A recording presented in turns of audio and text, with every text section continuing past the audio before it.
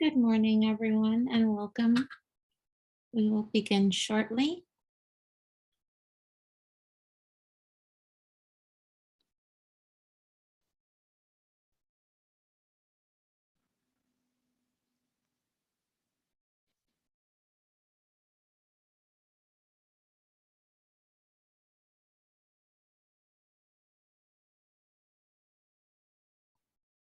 Next slide, please. Hello again, and good morning, and welcome to today's webinar on bouncing back, building resilience at work in the time of COVID. This webinar is being presented by the MHTTC, and it will be presented by Dr. Michelle Zechner and Ms. Emily Vance from the Department of Psychiatric Rehabilitation and Counseling Professions. Next slide, please. Again, this webinar is sponsored by the Northeast and Caribbean Mental Health Technology Transfer Center, or MHTTC, and we're housed at Rutgers in the School of Health Professions in the Department of Psychiatric Rehabilitation and Counseling Profession. My name is Gati. I'm the project coordinator of the center. I'll be hosting this webinar today. The MHTTC is funded by SAMHSA, the Substance Abuse and Mental Health Services Administration, to enhance the capacity of the behavioral health and other related workforces to deliver evidence-based and empirically supported practices to individuals with mental illnesses. We ask that you please visit the MHTTC Network website for additional information at mhttcnetwork.org. Next slide, please. And if you're interested in staying up to date with the events and products the Northeast and Caribbean MHTTC is providing, we ask that you please sign up to receive our email communications. You can sign up at the bit.ly link provided on the screen, and I will also share this in the chat box.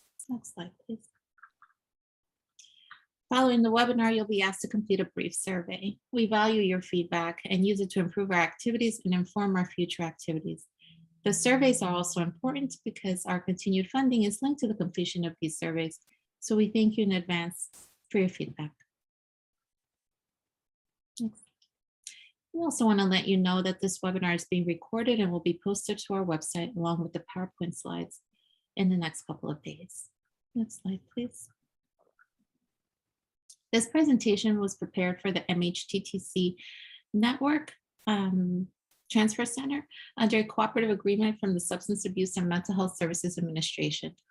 All material appearing in this presentation, except that taken directly from copyrighted sources, is in the public domain and may be reproduced or copied without permission from SAMHSA or the authors. Citation of the source is appreciated. We ask that you not reproduce or distribute this presentation for a fee without specific written authorization from the MHTTC. And also this presentation will be recorded and posted on our website. Next slide, please. We encourage you to interact with our presenters during the webinar by using our chat feature. Please post any comments or questions you have in the chat, and we will collect your questions as we go and ask them of the presenter during the Q&A time towards the end of the presentation. During the webinar, our presenters may pose questions to you, so we ask that you please use the chat feature to answer those questions. Next slide, please. The MHTTC network uses affirming, respectful, and recovery-oriented language in all activities. This is language that is strength-based and hopeful, inclusive and accepting of diverse cultures, genders, perspectives, and experiences. It's language that is healing-centered and trauma-responsive and invites individuals to participate in their own journeys. Language that is person-first and free of labels, non-judgmental and avoids assumptions, and language that is respectful, clear, and understandable, and consistent with our actions, policies, and products. Next slide, please. So now let's begin our webinar. We have Dr. Michelle Zechner and Ms. Emily Vance with us today. Dr. Zechner is an assistant professor at Rutgers in the Department of Psychiatric Rehabilitation and Counseling Programs, and has focused her career on the promotion of health and wellness for people with mental health conditions, their families, and the staff who support them for over 25 years. She has worked in a variety of settings, including academia, outpatient mental health programs, family advocacy organization, psychiatric hospital, nursing homes, and training services. She conducts research, teaches and mentors students, and consults with state psychiatric hospitals on the implementation of evidence-based mental health practices. She is also involved in family advocacy in New Jersey. Ms. Emily Vance is a lecturer in the Department of Psychiatric Rehabilitation and Counseling Professions Community Support Services Initiative within Rutgers School of Health Professions. Her main role within the CSS initiative is to facilitate training and provide technical assistance to mental health agencies who provide community support services. In addition, she has facilitated both in-person and remote trainings to mental health providers funded through the Washington State Healthcare Authority. Prior to her employment at Rutgers, Emily worked in the mental health field as both a direct care staff and as a manager of the CSS program, and continues working clinically by providing counseling in a private practice setting. So I will turn it over to our presenters, and again, welcome everyone. Okay, just wanted to make sure that I was unmuted. Good morning, everybody. Thank you, Kati, for the wonderful introduction. It's very much appreciated. We just want to get started by opening up the chat, getting to know each other a little bit better. I definitely see some familiar names. I can't say faces because I can't see any of you, but I definitely see some familiar names in the chat box. But my co-presenter, Dr. Michelle Zechner, who is wonderful and is going to be giving you a lot of really great information later on in the presentation. She doesn't know you guys, right? So if everybody could take the opportunity to just introduce yourself by just letting us know where you guys are located, what town you're in, and then thinking a little bit about something positive you do to enhance your resilience.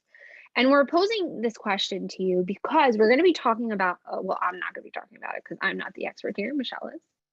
But she is going to be talking a lot about resilience in this presentation and how we can use resilience in our lives. So those are the two questions I'm going to ask everybody. So feel free to type in the chat box where you're located, what town you're in, and what's something positive you do to enhance your resilience. And I'll give everybody a couple of seconds to do that. Oh, Jana Beth, you're getting us started this morning. Thank you very much.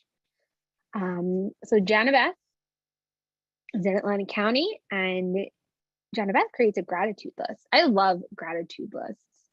Do you do that like in a journal, Jana Beth, or is it more just like a listy list? Carol, good morning, Carol. Good to see you.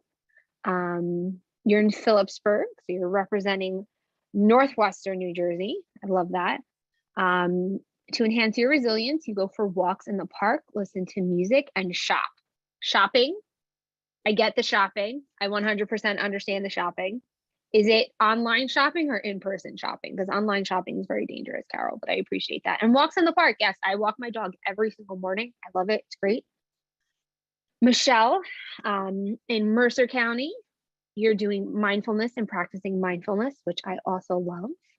Let everybody know I'm located in Middlesex County, and I walk my dog every day, and I shamelessly watch TikTok cleaning videos and then use those TikTok videos to clean my home. And let me tell you, the positivity I feel. I cleaned my windows last night and I felt so good. Felt so good. So that's what I do. Ryan is over out in Hunterdon County, also representing our Northwest New Jersey. Your kids have made you more resilient. I hear that, Ryan. My goodness, how old are your kids? You don't have to answer that, Ryan, but my goodness, it's been so long since I've seen you in person. Taylor, good to see you. You're down in Freehold. You make sure you sleep well and fuel your body. Absolutely, I hear that. Sleep is something we all need. I love that. And it helps, it sets the day up really well, right? Brianna, located in Freehold also, and to enhance your resilience, you spend time with your family. I love that. Family nights, family dinners, family game night, family weekends. I love that. Yep. Anastasia, you're in Essex County, Montclair, morning walks, time to yourself. Absolutely.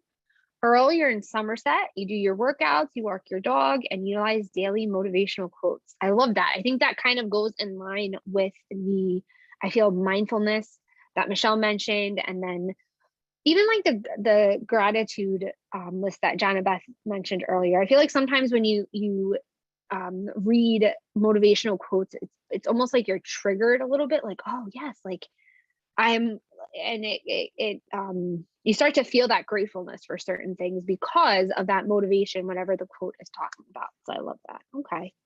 So thank you all. Did anybody else want to introduce themselves and tell us how you build your resilience? I'll give everybody another minute or so. Maybe not a minute, maybe like 30 seconds. Mostly everybody has participated. So I appreciate everybody for sharing with us and typing with the chat. You know that I like to make these webinars conversational.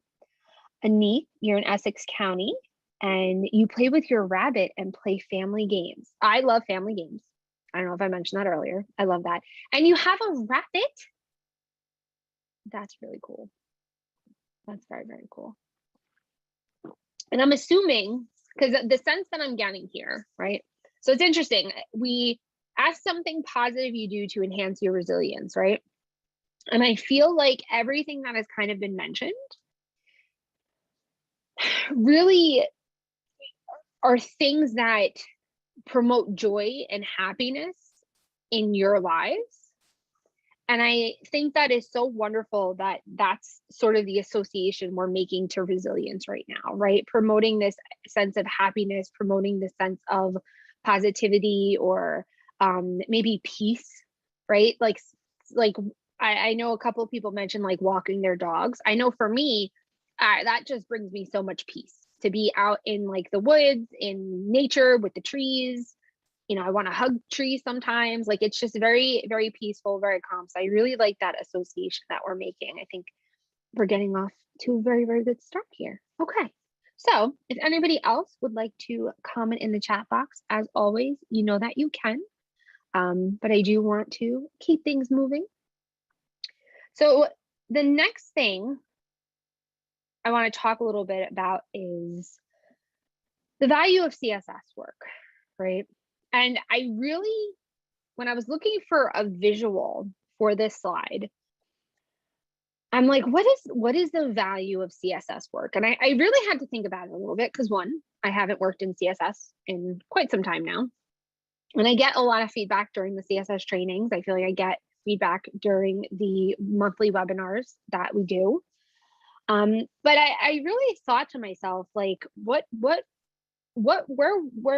I thinking when I was a CSS staff and when I was really feeling like downtrodden and I was, you know, having like a really, really bad day. And I thought of a particular situation I had with a client where, you know, I was just kind of not having a good day. Like I had a couple of like kind of stressful outreaches. There were some people in like crisis, and I met with this client and it was just kind of like a quote unquote normal outreach. Like, you know, we just like did budgeting or, you know, did like food shopping, something like, you know, one would normally do working with community support services. And the consumer expressed so much gratitude for me and for my support of them and for me working with them. And I don't know if it was necessarily a need. I don't 100% like the word need because I don't think our consumers that we work with need us, right? But what they do need is the work that we do, the support that we provide to them, right? They don't need us, but they need that support. Everybody does, right? So I wanted to start out with this because I think right now, and you guys can, you know, shoot me a yes in the chat box. You can raise your hands. You could shoot me an emoji, whatever you want to do, right? But the challenges that you all are facing right now working in CSS have been amplified due to the pandemic, right? And I'm going to start talking about the pandemic because this webinar is about coping during COVID, right? So everything has been amplified during the pandemic. And I have said this before, and I will continue to say it. I cannot imagine or fathom doing the work that you all are doing in this state. And dealing with the different challenges that have arose during COVID. I don't know what I personally, as a CSS staff, would have done. So the fact that you all continue to go to work and make the best of it and make those phone calls and do those check-ins and, put yourself at risk in some instances by transporting individuals places and, maybe in the beginning not having enough PPE and being concerned about your own health and safety, your family, like that is so valuable and so amazing. And I want to acknowledge that because of the continued impact you all have on the individuals that you're working with. But now that I have told you a story, again, we're going to talk in the chat box because you guys know I love to do that. I want to ask you all, can you name a time when a consumer has expressed the value of your work with them and have expressed that to you? And or why do you feel like the work you do in community support services is valuable? I'm going to give everybody a minute to type in the chat box.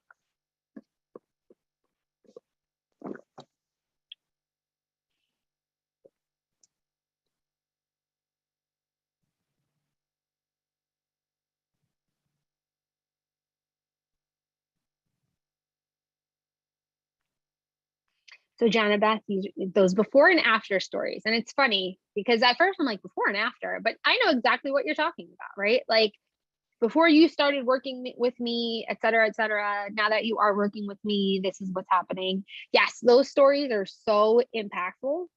And yeah, really looking at how far they've come from a hospitalization, right? I remember working with a consumer who had been in and out of the hospital for most of her life. And she ended up going back to the hospital. She had, stopped taking her medications. She started experiencing symptoms and she ended up going back to the hospital. And at that point, we couldn't keep her in the program because she was in the hospital for too long because of the voucher, et cetera, et cetera. And I remember like feeling really like, oh my gosh, this stinks. Like she was one of my first clients in the program. Like she was doing so well. And my supervisor and I sat down and looked at how many days she was actually out of the hospital for. And she was out of the hospital, I think, for like maybe like 4 to 5 months. And that was probably the longest she had been out of the hospital in like 2-3 years. So even though it stunk, right? It was still a triumph for her because she was able to remain in the community for that long of a time.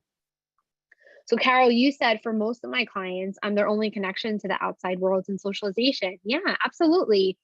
I remember going to see clients. I don't know if this is something you're talking about, Carol, but I remember going to see clients and going to meet with them, and they hadn't like left their apartment in a couple of days, and they hadn't seen anybody, and they were just so happy to see a friendly face and someone that they recognized. Caitlin, value to me is reflected in a quote I saw years ago that discusses the wonderful gift it is to have the opportunity to hear and bear witness in someone's story when they may have never had the opportunity to tell it before. That is so deep and intense, Caitlin. Oh my goodness. And I hear that, right? A lot of the times the individuals that we're working with have been telling us stories that they've previously told other people, and they kind of give us the information at almost face value. But has anybody out there ever had a consumer tell them something and then the consumer's like, yeah, I don't know if I've ever told any. I don't know if I've ever told any other staff this before, or I don't know if I've ever had this conversation with another staff person before. I really trust you. Has that something a consumer has ever said to anybody?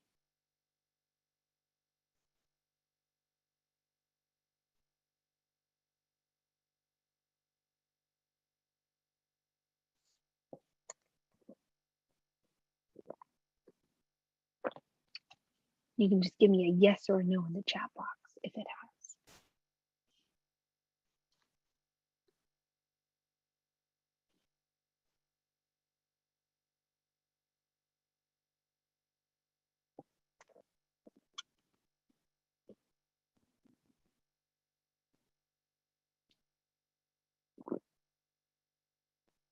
All right.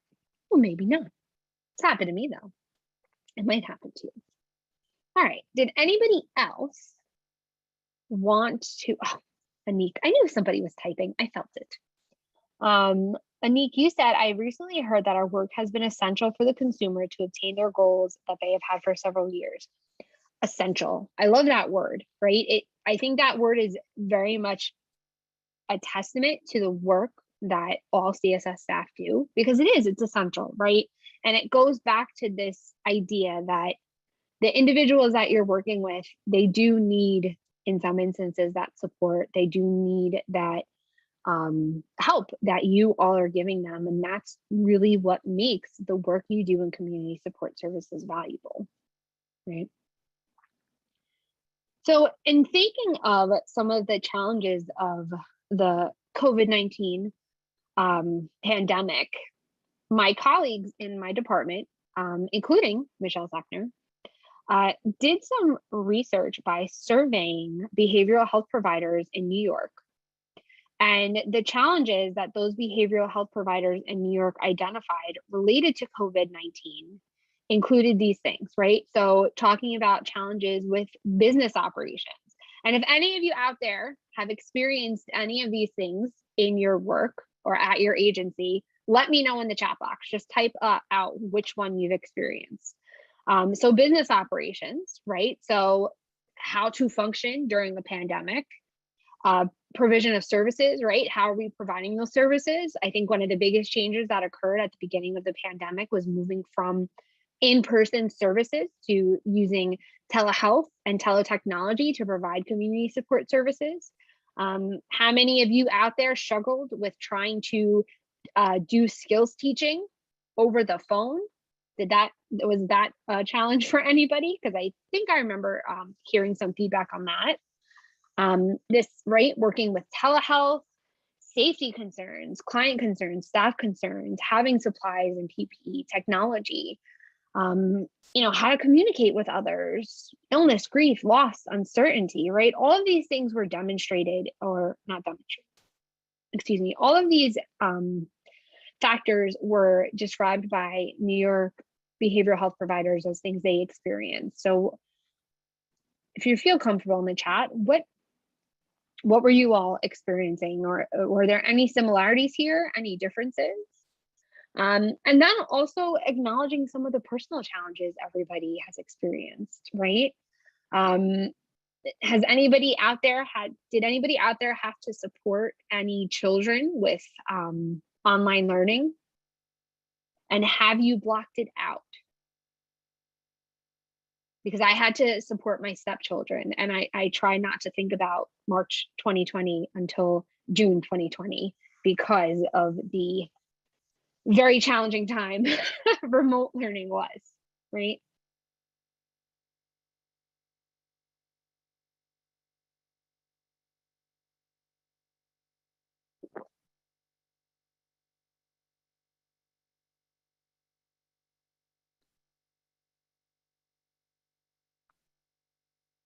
Something else that I think has recently come up while I'm waiting for people to type in the chat box is the governor's new order in terms of CSS staff needing to be vaccinated or needing to have weekly testing.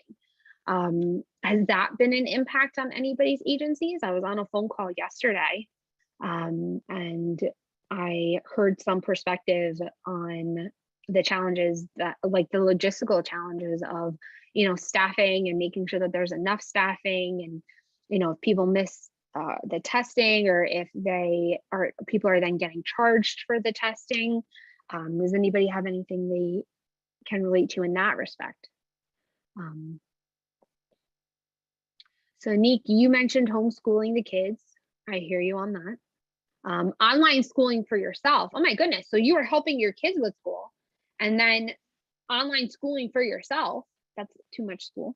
And then telehealth, right? So communicating with consumers. I know that early on, when we were doing trainings in CSS, we got a lot of feedback from CSS staff around like how to use like telehealth, how to do community support services is very hands-on, right? It's a lot of skills building, skills teaching, it's a lot of modeling. And how do you do those things over a phone? Ryan, remote learning and childcare struggles, absolutely, while trying to maintain a positive performance and presence at work, right? So then there's this overlap. Thank you so much for mentioning that, Ryan, right? And let us know if you've experienced this as well. But having to face all of these challenges at home and then still coming to work and being able to do your job and be on, right? In CSS, you have to kind of be on. You're working with another person. You can't, you have to make sure that you're remaining professional and that, you're not coming into work, outwardly upset or stressed out, right? So then kind of turning that off and having this positive presence at work, and then vice versa, right? Because you also mentioned, Ryan, being pulled in too many differences, being pulled in too many directions, right? So you're now being pulled in this direction of trying not to bring home stuff to work, but then not trying to bring work stuff to home, right? Very, very challenging. Okay. Did anybody else want to share any concerns?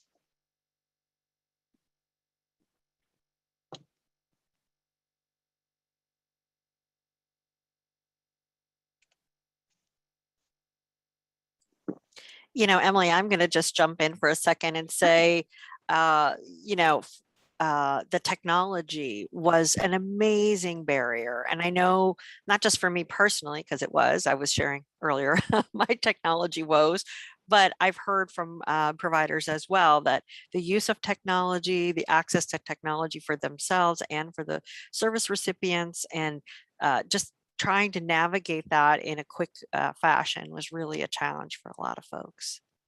Yeah, absolutely.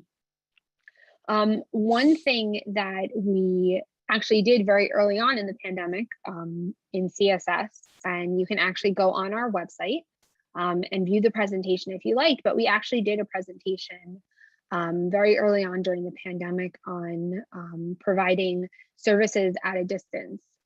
Because we saw the need, and when I say we, I mean myself and Shelley, we did see a need for CSS providers to navigate this. How do you navigate this, right? How do you deal with this technology and accessing the technology? If the consumer has the technology, helping them to utilize the technology. I hear you on that, Michelle. The technology piece was a huge, I think, barrier for a lot of people in a lot of different ways. Okay. So now I'm going to ask you all some questions, and the chat's been a little quiet. I need a little more energy. I know it's early. I know it's about to be 10 o'clock. I think we've all had some time to wake up. So I have two questions. Okay. How did COVID-19 impact your work within CSS? So we've had some sharing about this already. Ryan kind of mentioned the juggling, right? The juggling of home stuff and then work stuff. Anik, I think you kind of mentioned that as well, right? Dealing with the telehealth at work, but then again, also looking at this personal aspect of, I have to now go to school myself. I have to now support my children when they're at school. So how else has COVID impacted your work within CSS? Oh my goodness, Brianna, that I cannot even imagine how challenging that must have been for you. So being a new mom and no one being able to meet her and help you, that is tough, right? So I'm assuming you're very close with your family, and I'm only making that assumption because you mentioned that no one was able to meet your baby.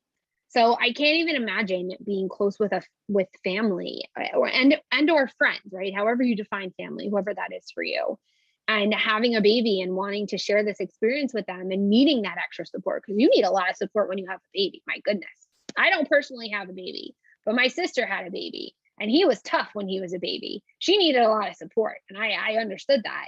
So not having that support and like that isolation that you feel, my goodness. Jana Beth, easier with CSS documentation with telehealth. Although a pain to try to get those signature pages, absolutely. But that has been a positive thing about the pandemic, right? It does sound like consumers are much more agreeable to meet to do the CRNA and the IRP over the phone. So that's actually one thing that came, one positive thing that came out of COVID. And then guilt that my colleagues have more COVID exposure than I do, right? So being the supervisor, right? I hope you don't mind me saying that, Jana Beth. But being in that position where, you know, staff are going out and meeting with people. I have a very good friend of mine who no longer works in CSS, but was working in CSS at the time. And she expressed the same thing. She wasn't going to see consumers as much as her staff were because she was dealing with a lot more of administrative things, doing more of the telehealth in terms of doing the documentation and trying to manage the pandemic at like a higher level, supporting her supervisor. And she expressed having that same guilt, Jana Beth. Thank you for sharing that. And then Carol, trying to keep your clients and yourself and family safe was hard till the vaccine became available. I worried every day, all day, right? Because you were literally, all of you were at a point where you were risking your health. You were risking your health, you were risking your safety. You were really then, you know, if you lived with people, risking the health and safety of any family members you lived with.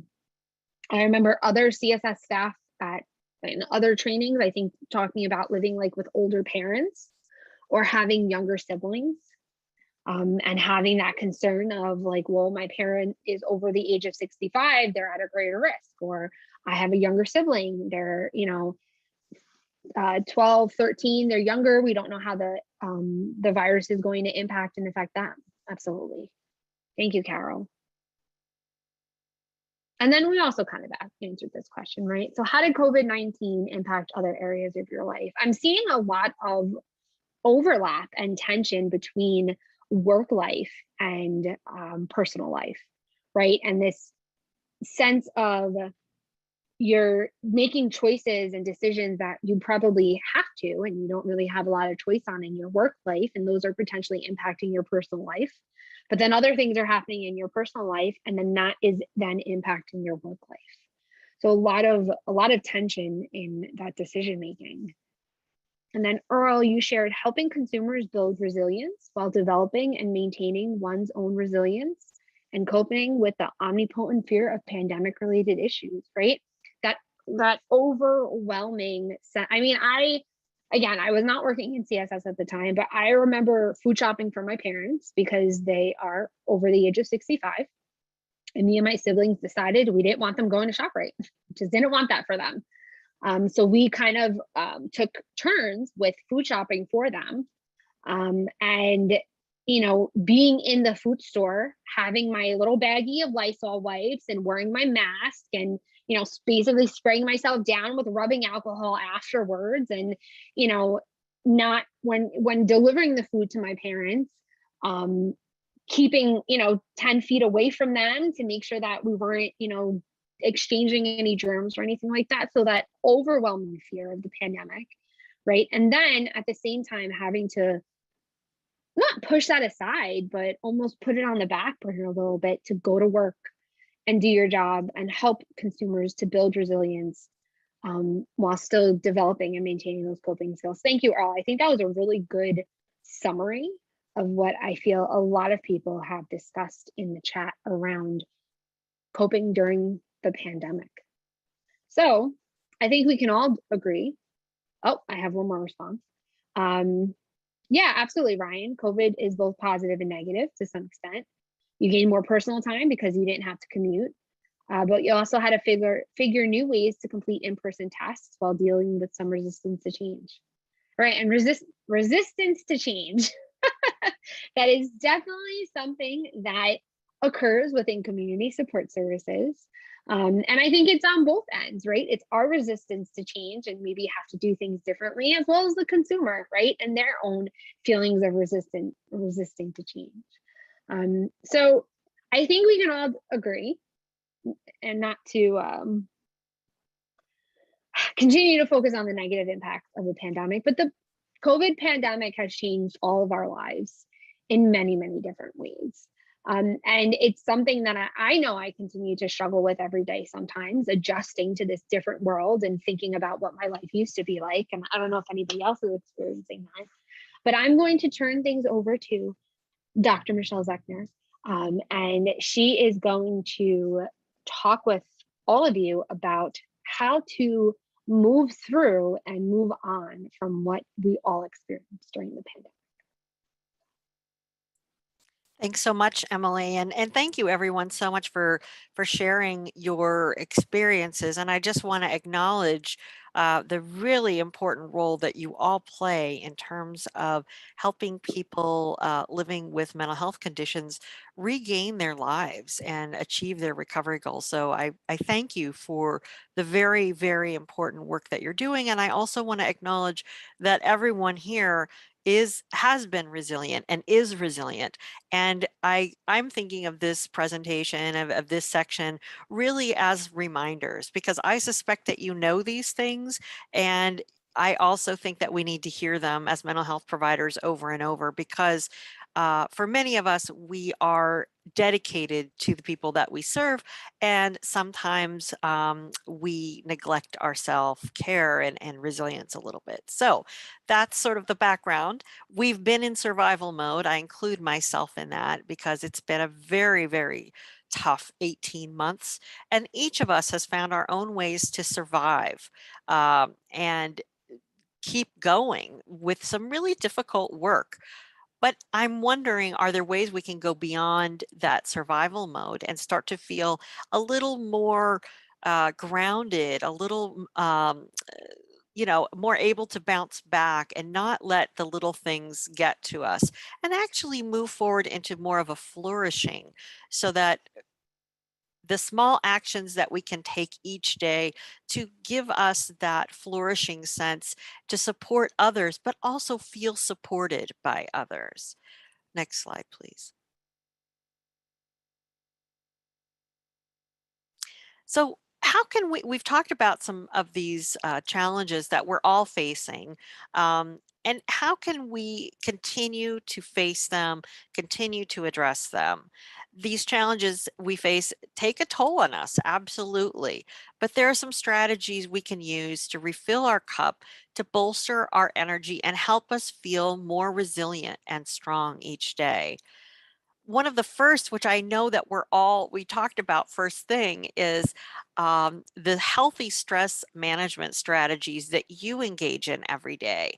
And I know I was going to ask the question, what are some healthy ways you managed your stress in the last week? But some of you have put that in earlier. If anyone wants to type in the chat box some of the healthy ways that you managed your stress. And I say healthy because some of us, I mean, I include myself, manage stress in unhealthy ways. Like I got to know the bakery down the street really well during the pandemic. I supported them, local business, woot woot. But I ended up eating a lot of baked goods, which was probably not so healthy for me.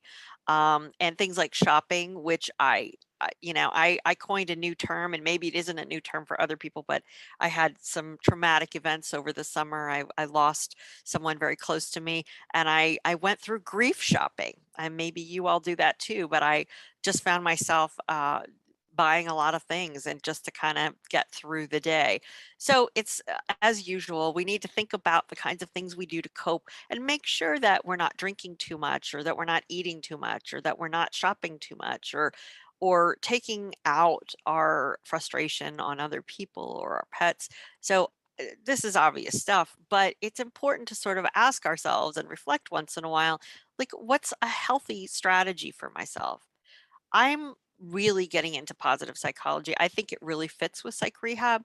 And I'm taking courses and doing some coaching from a positive psychology perspective. And I find it so really powerful in terms of just reframing the way I think and the way to help others think as well. So things like defining the mission that you have, your personal mission, like why are you doing this work? Why is it important to you? Reminding yourself of that can really give you a little boost of resilience, or a boost of remembering why you're here when you've had a bad day, when you had difficulty with your kids, or your classes that you're taking, or your client is now in MIA and you're like, what the heck is going on today? To sort of bring it back to why am I here? What's my mission? Of course, most of us would answer because we want to help others, or maybe it's because we want to change the world or make the world a better place. Um, and really focusing on your personal values can help us build our ability to bounce back. When I worked on my dissertation in psych rehab, and I had a little post-it above because it was so hard. It was it was a long, hard journey, as many of us know in higher education. And I put a post-it note, and I said to myself, "Why am I doing this?" And it wasn't like, "Why am I doing this?" It was, "Why am I doing this?" And I reminded myself, and every time I sat down at my desk and I thought, I can't do this, like I just cannot do this. The reason I'm doing this is because I really wanted to help people living with mental health conditions live a better life.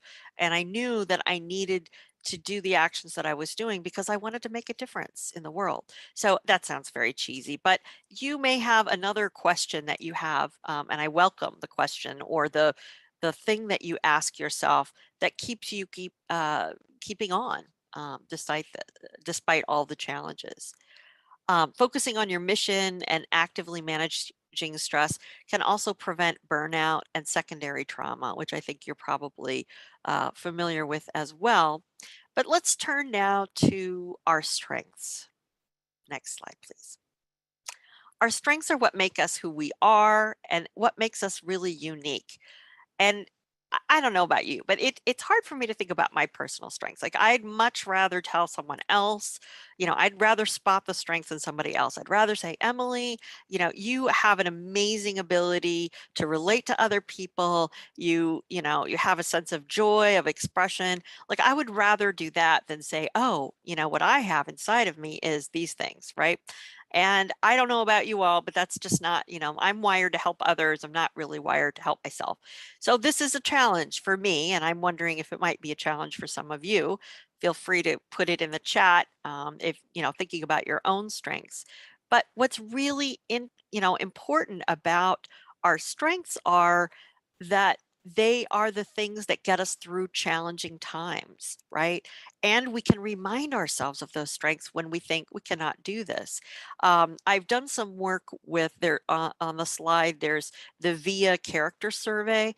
It's a free survey that you can take, and it sort of goes over some categories of strengths. And it was kind of a collection of folks that came together to come up with strengths. But some of the examples of strengths are wisdom, courage, justice, creativity, curiosity, fairness, forgiveness, gratitude, honesty, hope, humility, humor, love of learning, leadership, kindness. You get the idea, right?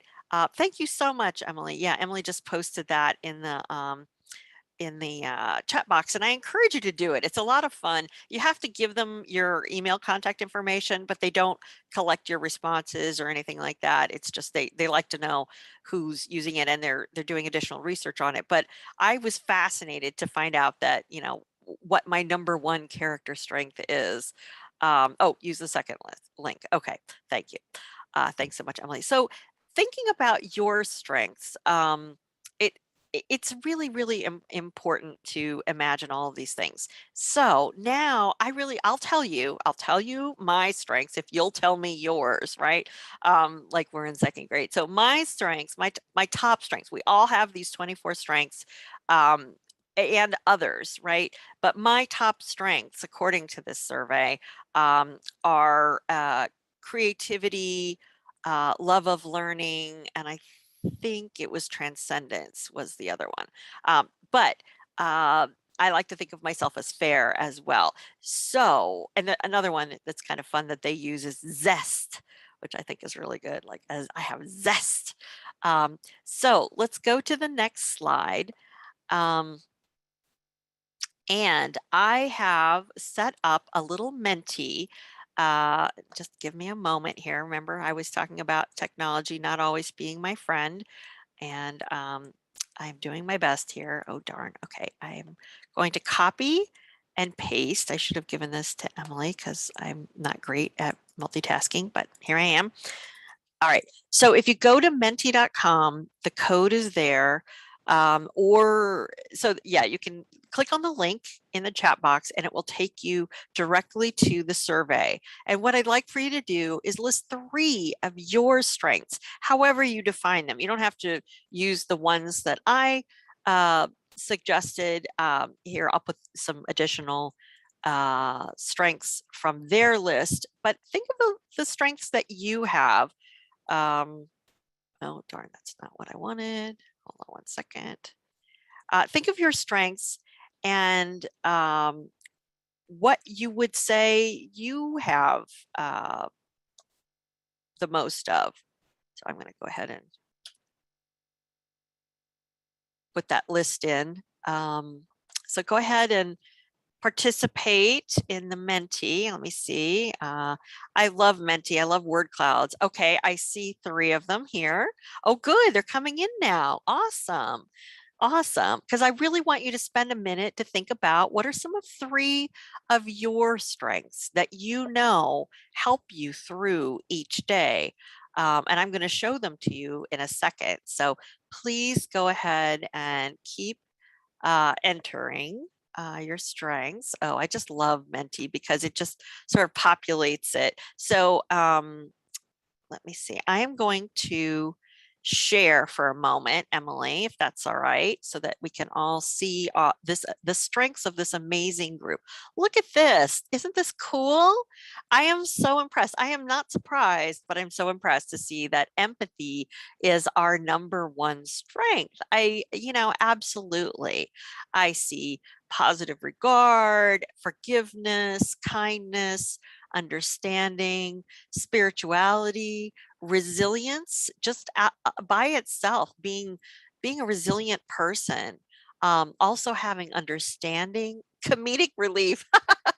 That's great. Yes, I think that being having a sense of humor, even in a really tough situation, is very important. Passion is so important. Being decisive. Oh, I wish I had that strength. That's not necessarily my strength, but I have a lot of flexibility, which is also sometimes helpful. Persistence, compassion, creativity, forgiveness, leadership, kindness. Thank you, everybody. It's just great to see so much strengths that we all have that we can use to help us each day. So I'm going to go ahead and stop sharing.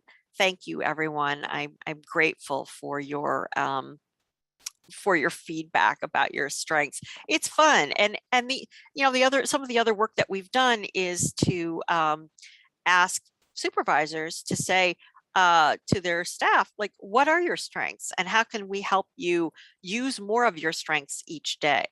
So next slide, please.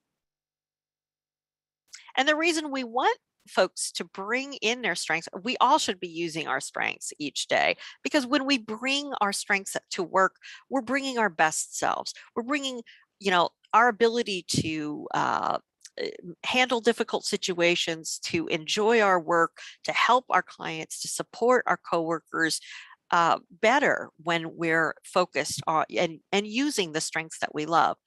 We can also really get into what there's a positive psychologist, his name is Mihaly Csikszentmihalyi, and it only took me like 5 years to learn how to say that. But anyway, he talks about this idea called flow, and that's when, like, you do something and you love it so much you lose sense of time. And I don't know if you've ever had that experience of flow, where you're doing something you love so much that you just lose your sense of time. But it's really powerful. So our strengths can support us in that way. Also, reminding ourselves of our strengths can be helpful when we're feeling overwhelmed, when we're feeling like we just can't get through this. When, I often, when I used to facilitate groups a lot in the community and also at the state hospitals, I would facilitate IMR groups, and people would, sort of start and tell me their really difficult situation. And I'd be like, wow, you are such a survivor. Like you have gone through so much, and that takes a lot of grit. And just the acknowledgement of strengths, I think, and strength spotting, as we call it, it really really is powerful for our clients, for ourselves, for our coworkers, for the people we support, because it's just a recognition of who that person is, and is a reminder like you can get through this. You've got some amazing skills and strengths, and it also makes us happier. So let's go on to the next slide. Emily and I were trying to be creative here, right? And found this interesting example of using your strengths in a situation that tried to be more CSS related. So you're covering for someone at the last minute. It's like, oh my goodness, it's sort of like, I have all these other things to do. How do I not fall into this hole of too many things going on? And if you click next, Emily, that'd be great. But you have strengths, and then next again, because there's a little arrow. You've got some strengths. The red balloon is all of the amazing strengths that you have, like creativity, maybe, or comedic relief, as someone said, or compassion or kindness, as someone said. Those are all things that you have in your, in the core of you that can really help you get through that tough situation of trying to provide a coverage to people you may have never met before and are really just sort of flying by the seat of your pants. And I'm sure that you use those skills pretty much every day as needed. Next slide, please. We had another example of trying to match challenges with strengths. And that would be sort of meeting your service recipient and for service provision, because and you have that plan, but then it's derailed because there's a crisis. There's no food in the house, or there's a big bill, or the person has a medical emergency. So you can see the woman is sort of like frustrating, and then click next, Emily. There we go. And then maybe the big arms come around and is like, wait a minute, I am strong. She's not saying I am woman, hear me roar, but she could be. But it's probably more, she's thinking, wait a minute, I have strengths, I have flexibility, creativity, patience, and engagement. So just reminding yourself, taking a moment, take a breath and say, I have strengths here in this difficult situation. What are my strengths? How can I utilize them? And you'd be amazed at how you can apply your strengths in difficult situations, which builds resilience, which builds that sense of meaning and purpose. And you say, you know what? I am really good at finding pictures for PowerPoint. So that's going to make me less stressed when I present. This is my challenge, right? I'm sharing it with you. This is not your challenge, but here are some ways that you can think about maybe applying this idea of strengths to the work that you do. Next slide, please. And there's some research that suggests that using your strengths, your personal strengths, really can predict a happier life overall, in terms of happiness, finding those purpose and meaning, energy and vitality, even the satisfaction that you feel in the kind of work that you do.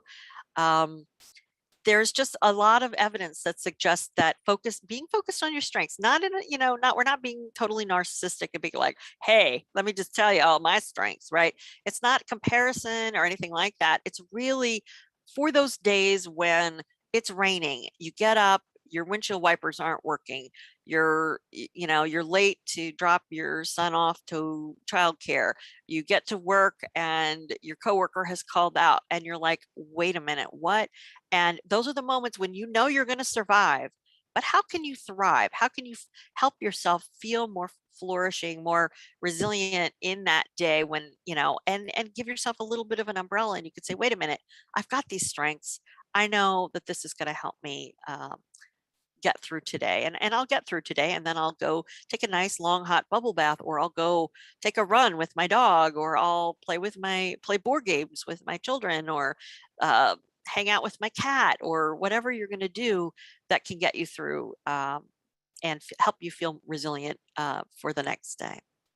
Next slide, please. So there are some other tools. So we talked about focusing on your strengths as a way to build resilience.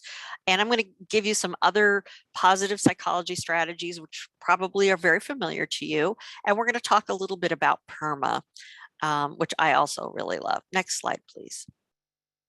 So some of the key concepts of positive psychology, and the site that I really love, and maybe you all are familiar with it, is the Greater Good Science Center from the University of Berkeley. They have wonderful concrete examples of strategies you can use. You can use them with yourself. You can use them with your clients or your family.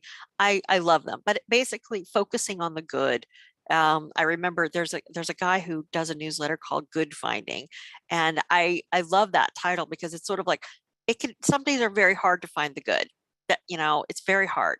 I use mindfulness to help me in a moment remind myself of, okay, what can I be grateful for in this moment when I'm really struggling. And it feels really silly when in the moment when I'm like, I don't have anything to be grateful for right now. But I'm like, wait a minute, you know what? The sun is shining. I've got a roof over my head. I've got a fridge full of food. I've got a car that works. I've got people who love me. I have a good life. So that helps. And there's a lot of evidence actually and research on positivity as a way to build resilience and feel happier, actually. Also gratitude, right? Which is similar to focusing on the good, and kindness, being kind to oneself and to other people around us, and self-compassion, which I, again, say that we're not doing enough of. I was just talking to a colleague yesterday who was saying, that their mother is experiencing dementia and they had to make a call to a dementia provider, and they're like, I should know this stuff. Like, I'm embarrassed to be calling anyone for help. And I'm like, no. You need to be compassionate with yourself, because even us, we are in the mental health field. We've had a lot of experience. We have a lot of education and knowledge about mental health conditions. It's totally different when it's your family member. And just taking those moments in a day when you need to give yourself a break and say, you know what, I don't have to be perfect. Maybe I was supposed to, make a bunch of calls on behalf of someone, but I was having a really tough day because it was an anniversary of someone's passing, or it reminded me of something. And maybe a moment of self-compassion is really what you need to say, I'm doing the best I can today. And, tomorrow is another day. Next slide, please.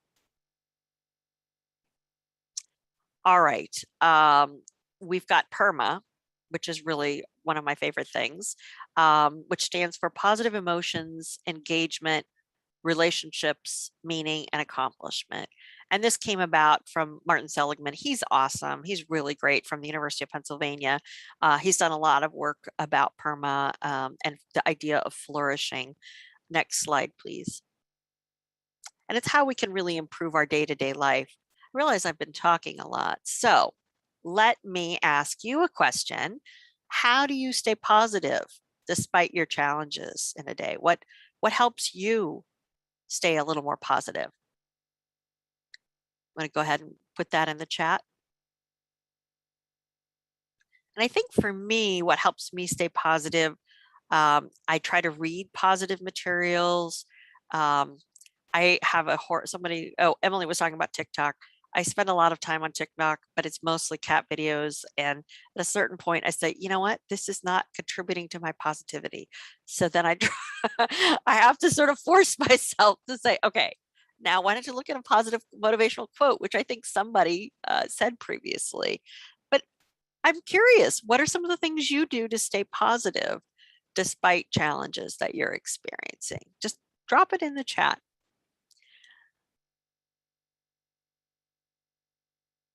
Oh, thank you, Carol. Spending time with my grandson and being his age in my mind again. Yeah, actually, Carol, I'm so glad you said that, because that sense of play, I'm going to call it play, is really important for resilience. And it's so vital. In fact, I'm going to be doing a series with MHTTC on the use of play and resilience. We're going to be doing doing that in a few months and some podcasting. But I'm really glad you brought that up, because that sense of fun and also the social connection with family and just the wonder and excitement that children bring is really, really helpful to be positive. And thank you, Emily. You know, what helps you stay positive is keeping up with routine. Absolutely. And whatever that may look like, for some people, it may be sort of more introspective, like journaling, or for others, it might be jogging or walking, or, just keeping your routine steady. And that's really, really great. Anyone else? How do you stay positive despite challenges? I know some people turn to their faith and prayer. Some people may watch, my husband he's funny. When he has a tough day, he's like, we need to watch a comedian. So he's always, we're on Netflix looking for the latest comedian. Listening to peaceful music, absolutely, that's helpful. And praying, absolutely. So the things that help you stay positive, I love the peaceful music too. That helps me. So knowing yourself and knowing what helps influence you, even being aware of your environment. What helps me stay positive is getting outside and looking at nature and being around trees. Earl, thank you. Remembering the things that brought me to this field. Oh, and he's bringing in Nelson Mandela. Earl, you're the best. What counts in life is not the mere fact that we have lived. It is what difference we have made to the lives of others that will determine the significance of the life we lead. Powerful. Thank you, Earl. Absolutely. Absolutely. And Ryan, thank you. I allow myself to wallow in the negative feelings for a minute or two. That's such great advice. And then actively engage in an act of self-care. Yeah, feeling our feelings can be really a challenge, right? And even for us, we're not always we don't always permit ourselves to feel our feelings. And of course, you have to be aware that we can't always feel our feelings at work, right? Or if we do feel our feelings, we may have to take a time out, right? And then go back to work and put on the work face, particularly when we're helping others. Yes, Earl, that's amazing. Emily, did you have a comment? Yeah, so I think I appreciate you bringing this up, Ryan, because I think for whatever reason in society, it's almost like it's bad to feel bad. And I don't know when that happened or how that started happening or why we think that, but I've noticed it in working with some of the clients that I have in private practice. It's like, oh, I can't feel badly. And it's like, well, why? Why can't we feel badly? Right? It's okay to have a negative emotion, a negative experience. It happens. It's a part of life.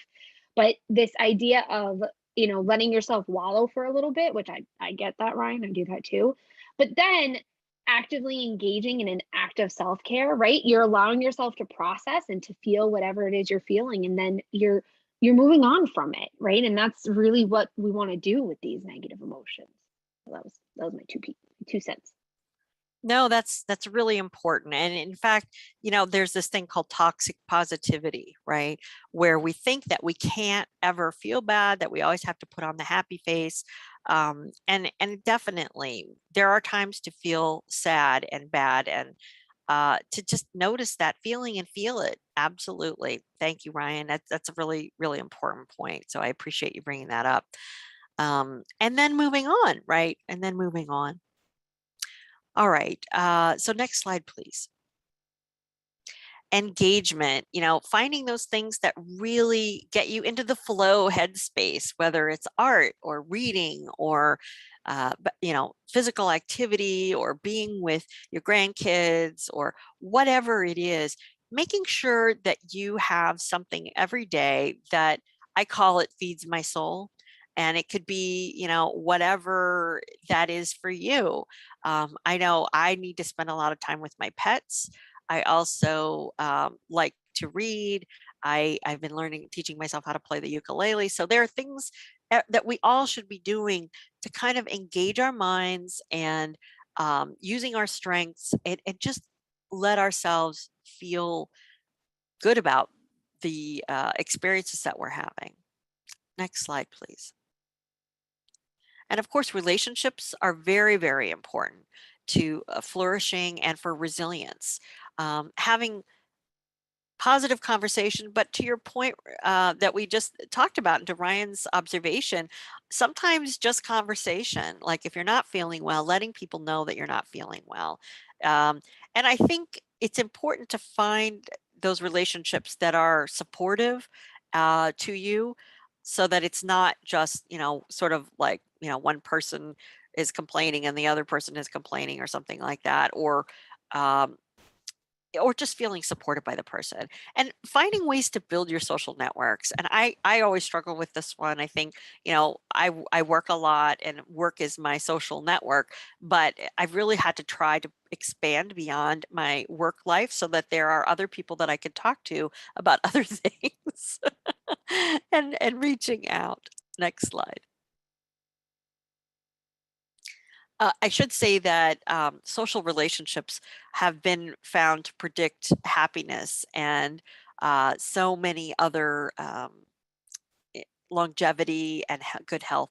So, social relationships are really the foundation of happiness and resilience. So, we can't stress that enough. And then meaning. I mean, I think that to some extent this connects to the wonderful um, Nelson Mandela quote we just received, and that's, we're our sense of meaning is that we're helping others and we're lifting them up. And I think that we all probably have an element of that. And our connection to a higher purpose or higher being or higher entity, however you define it for yourself, and making sure that you're attending to your values. Next slide, please.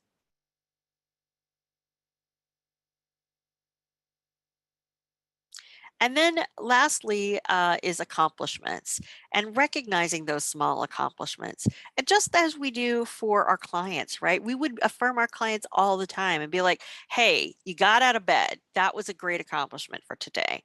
Sometimes I think we need to just acknowledge our own accomplishments and be like, you know what? I got out of bed today. I came to work, and I got through that meeting with that client that I knew was going to be a challenge, or I got, them to the doctor and we knew it was going to be difficult, and it was, but that was an accomplishment. So focusing on your success, noticing your strengths, and celebrating any of your small wins.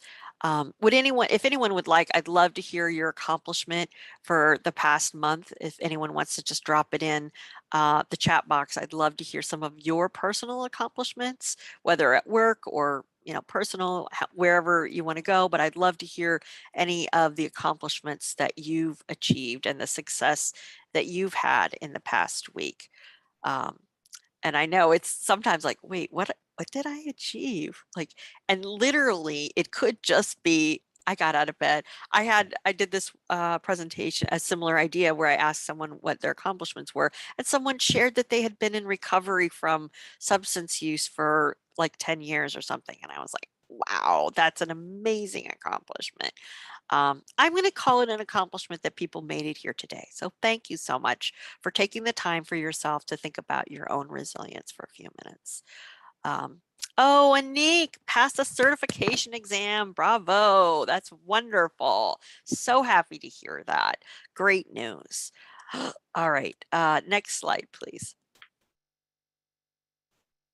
And then some people sort of said, you know what, Perma left out the plus, the things that we do every day, like eating balanced meals, taking naps, uh, moving our bodies. So they've kind of added it. This is a group from Australia that sort of call it Perma Plus. Um, but it's the foundation really of any resilience is making sure that you've had your 3 meals a day or your 2 meals. You've eaten on a regular basis when you're hungry. You've given yourself time to use the facilities. I know sometimes, you're rushing around, you take the breaks that you need, etc. So next slide, please. And so when we think about PERMA, how might it help you out? Whenever I think about resilience and self-care and all these things, a lot of times it becomes sort of like, oh yeah, one more thing that I need to be doing, right? Oh, great. Thank you so much, Michelle. That's really helpful for you to be telling me that I need to be doing more self-care. And I think that that is, I feel that pressure too. And the idea is that it's just a prompt. I think it's a nice framework to sort of like, what is my thinking in this moment? Like using a little bit of CBT strategy with yourself. Like, what am I thinking right now? It's about trying to, when it rains, is there a way that I can just dance in that rain? Can I just sort of be as resilient as I can using my strengths despite whatever is going on in my life? Because you guys are doing hard work, you're doing amazing things, and you're going to continue to do those things. And you need to make sure that your cup keeps getting filled. And it doesn't necessarily have to be the things that you do. It could be the things that you decide, maybe you say, you know what, some of us like to get pedicures or manicures. Maybe it's like, you know what, I'm going to treat myself.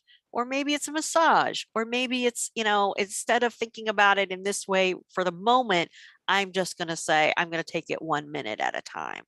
To know that you have the strengths inside of you to get through this rain shower, right? And you can also be helpful in supporting yourself and others, right? Your coworkers may get into that. You may see it like playing out in front of you, like, wow, this person is surviving. They're really not flourishing. They're not being very resilient. Is there something I can do to support them with their strengths or point them out to them? And so next slide, please. I'd like to sort of end with an invitation. I'd like to invite you to consider one small thing that can bring more resilience into your life. We started out with, what are you doing to be resilient, right? And I've given you some other thoughts and ideas, and we've had some great discussions. Other people have shared. But I invite you to think about that one small thing. Oh boy, Beth, she didn't pick a small thing. She picked like the largest, most wonderful thing ever, which is saying no. Yeah, setting boundaries rather than people pleasing. Yeah. And someone told me once, and I try to remember this. I'm very guilty of the saying yes all the time. But sometimes saying no to other people means saying yes to me. And what does that mean? It's like when someone asks me to do something and I'm like, how much time is that going to take for me? And at what cost to me? And not that it's all about me, but I mean, I have a very limited amount of energy. And if I say no, I'm going to be better at the things I've said yes to. But thank you, Beth. I'm really, you're a model for me. I'm going to write that down. Oh, and Earl said he's going to honor self. That's really important. Yeah, honoring who you are and acknowledging your strengths. That's really wonderful. Anyone else? What might you be doing this week? That's a small step that can bring more resilience in your life. I'm going to commit to a bit more movement. For me, whenever I move, and I mean walking or going to the gym or yoga or whatever, I am feeling so much better, but it's really hard for me to get that started. But it brings so much resilience to my life. So I'm going to commit to maybe, let's say, 3 walks this week, because I think I could do that. And I know it would make a big difference in how resilient I feel. Anyone else have any pieces of wisdom that they want to share with us? Thank you, Emily. Managing my time better. Yeah. Right. And, sometimes it might just be taking breaks too, as Earl said, honoring oneself. And that sometimes means taking a pause, right? So next slide, please. Thank you everyone so much for sharing your resilience ideas. And I really encourage you and support you in working on those. So just a quick summary. Our strengths help us at work, at home, in our life. We all have a lot of strengths. And those strengths really can support our resilience, and remembering our strengths is very important. And the Perma Plus model can offer us a framework to remember resilience and a focus on resilience for ourselves. So next slide, and I'll turn it over to Emily. Okay, thank you, Michelle. I hope everybody I enjoyed working with Michelle on this presentation because she brings so much knowledge about this subject, and I think frames it in such a way that it's like, this makes so much sense. This is completely logical. Why am I not doing this all the time? So thank you, Michelle. So as Kati put in the chat, we are at the Q&A portion of the webinar. So if anybody has any questions for Michelle or myself about anything that was discussed, feel free to put it actually in the little Q&A pod, I think is what Kati called it, which I find to be really cool. So you can put it in the Q&A pod, or you can even just ask the question in the chat box. So we'll give people you know, a minute or so to be able to answer questions, and just let us know if you have any questions. Or even comments, you know, if you have a reflection or something that you'd like to share, we welcome your thoughts as well. Absolutely. Because we've got quite the collective wisdom in this group. I sense that this is really a group that's quite resilient already. Mm-hmm.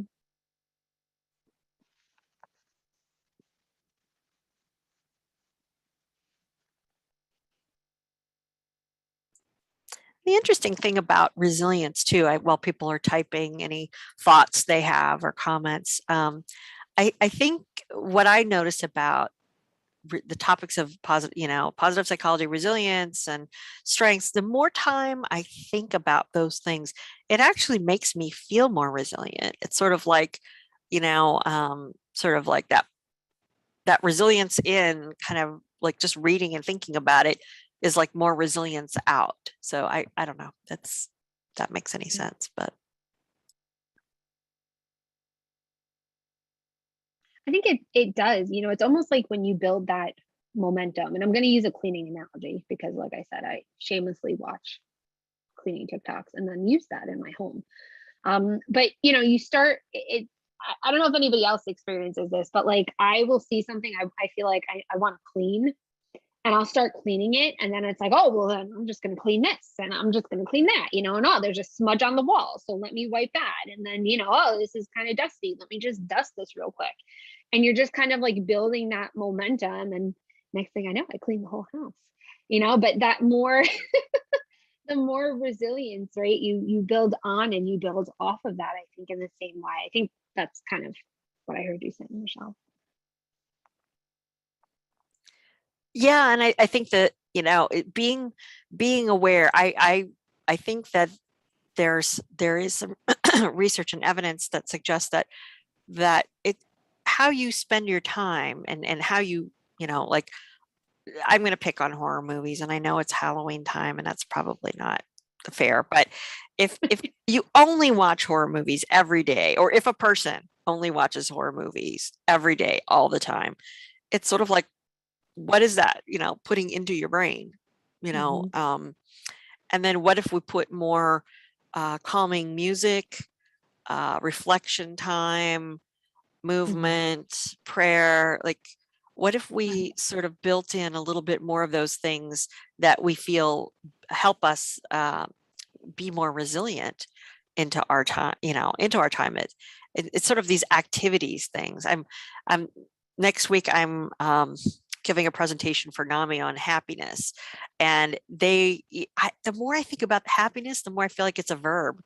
Like, it's not like, how do you get there, or how do you be resilient to get happiness? It's more like you you get happy to be more resilient. Like, you have to take action, and there's just so much evidence out there that doing things, like whatever they are, is actually much more predictive of happiness and feeling resilient than sort of doing nothing. And I what I mean is sort of like having those actions.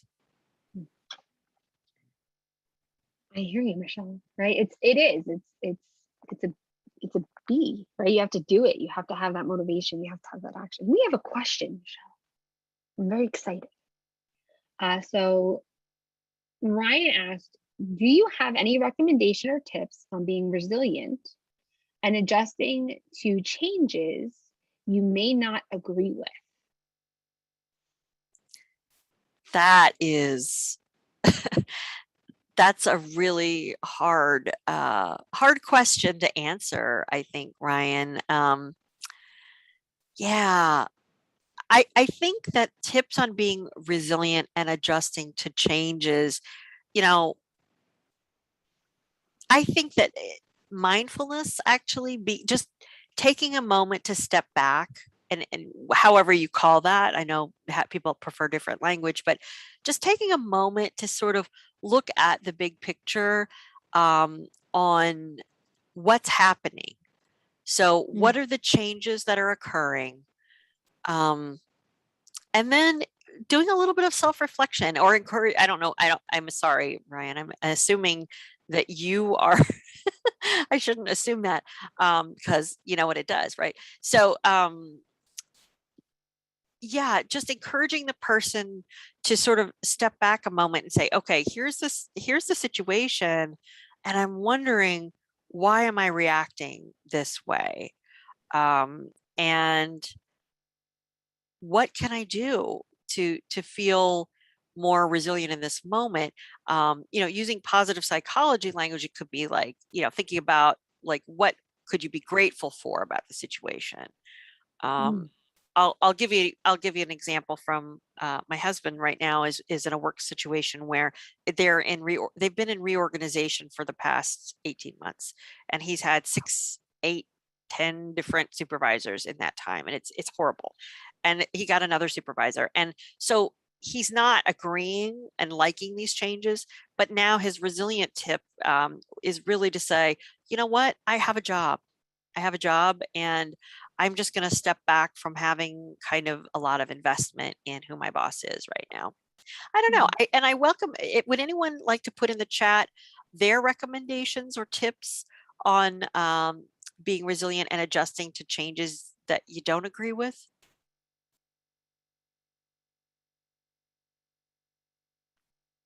Emily, what are your thoughts?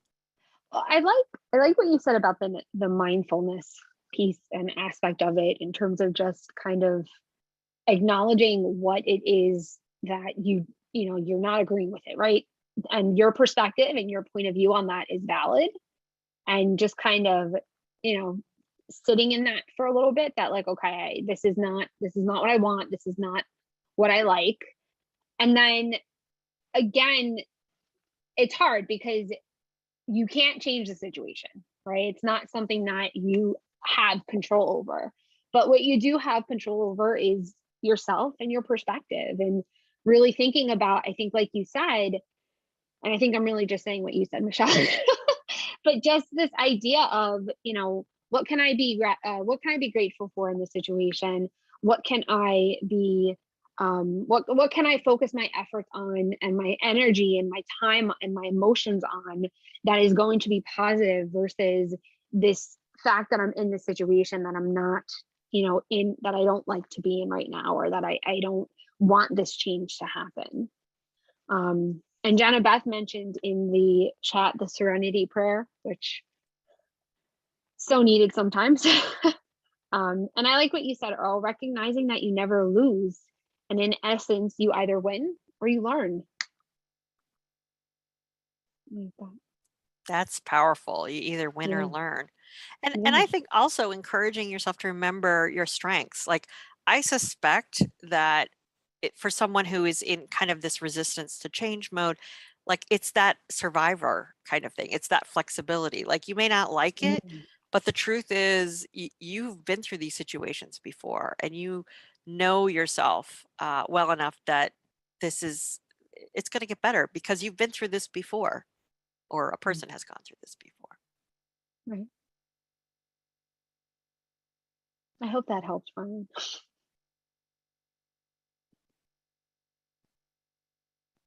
All right. I don't think we have any other questions, Michelle. So Okay. I will turn things over to Conti. Thank you. And thank you everyone for being with us today. As I mentioned earlier, we are funded through SAMHSA and they require us to evaluate all of our products and services and training events, including this one. So if you would be so kind either to take your scan QR code reader from your mobile device, you will be able to access our evaluation survey.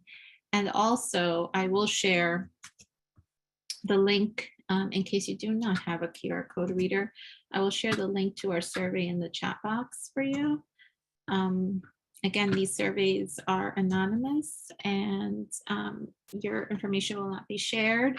We just gather the data from regarding your responses to our survey. Next slide, please.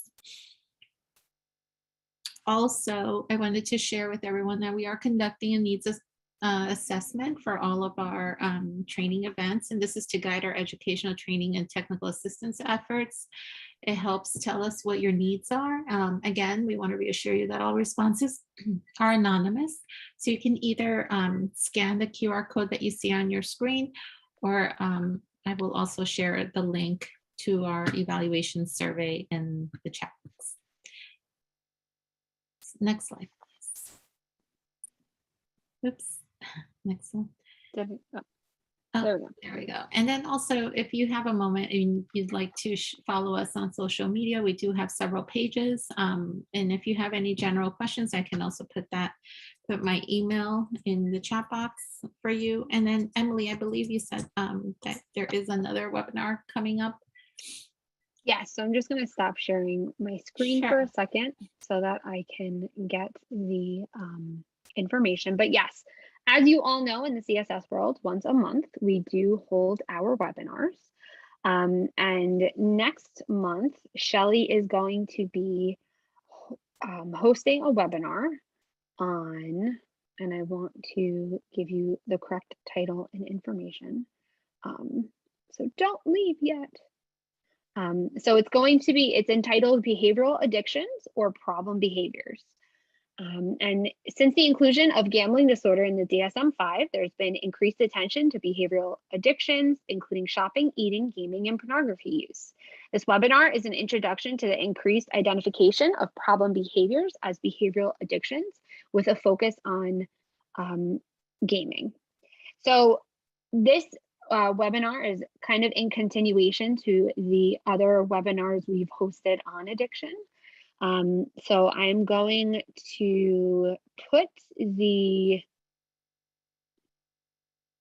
invitation link in the chat, and I'm also going to ask Kathy, if you can, when you send out the follow-up email, if you could also send out this link.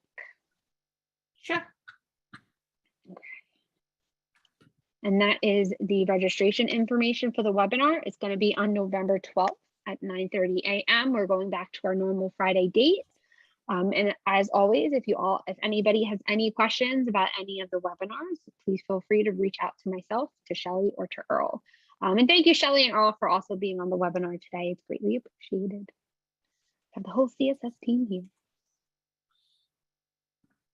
Wonderful. Thank you so much.